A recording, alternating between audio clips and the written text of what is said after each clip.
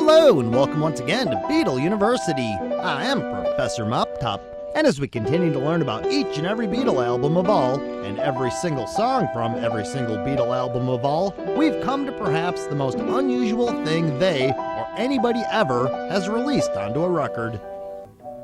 Number 9, number 9, number 9, number 9, number 9, number 9, number 9. As the longest track the Beatles ever released, Revolution 9 doesn't exactly seem to count as a song, but it certainly had its own individuality about it and an absolute uniqueness, even though it's extremely hard to listen to all the way through.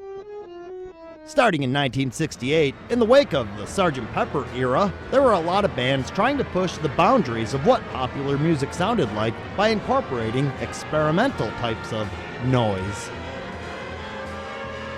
As the Beatles inspired others to take chances and broaden their minds musically, others took that philosophy as they created new sounds of their own, most notably the Jimi Hendrix Experience, the Velvet Underground,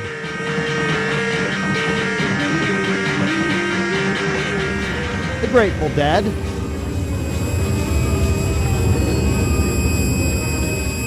Pink Floyd,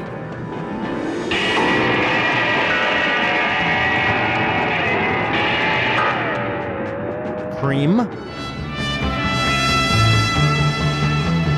and Frank Zappa with his Mothers of Invention. Do it again, do it again. We are the other people, we are the other people, we are the other people, you're the other people too. Got the way to get to you. All of the Beatles, especially Paul, had a passionate fascination for trying to hear as much different type of music as he could. As the lone Beatle bachelor, he also had a bit more active of a social life than his other domesticated bandmates, and in the swinging British scene of the 1960s, he was able to witness a lot of cool things in the world of music, art, and fashion. In his travels, he discovered Karlheinz Stockhausen, a German composer of what was called experimental music by some and noise by others.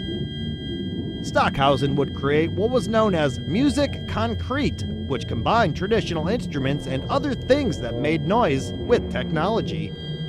The cutting-edge McCartney quickly became a fan of Stockhausen when he heard about Hymnen, a composition that combined musical noises with traditional elements.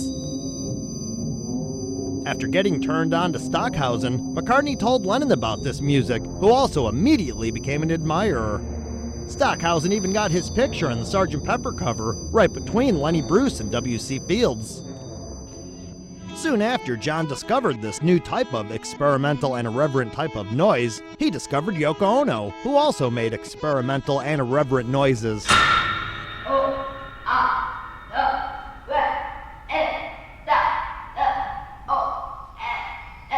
From the very beginning of the White Album sessions, as Paul was trying to get the Beatles closer to their roots, John Lennon wanted to see just how far out the Beatles could get.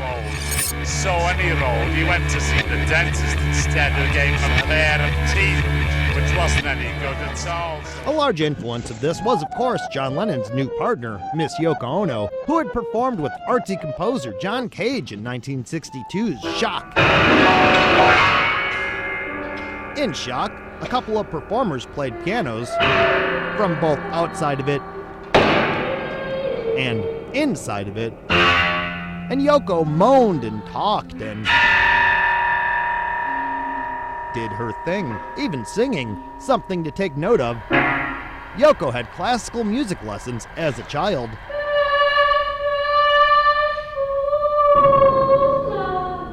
John Cage was most known for recording 4 minutes and 33 seconds, a composition that instructed specific musicians not to play during certain points. It sounds like this.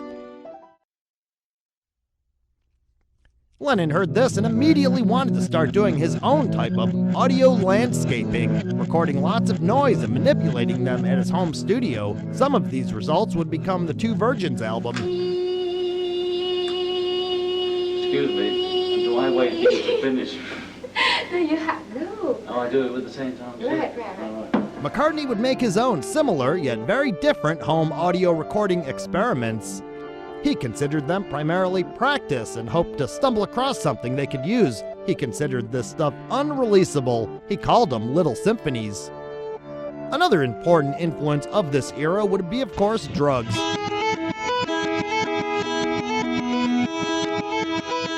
Keep in mind that even though the Beatles discovered pot in 1964, they never stopped smoking the dope as they added more types of chemicals to their resume.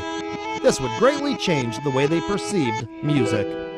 Ultimately, there would be a very contentious debate about the releasability of Revolution 9, but we haven't even started talking about the actual recordings yet, and the next time we meet, that's exactly what we're going to do.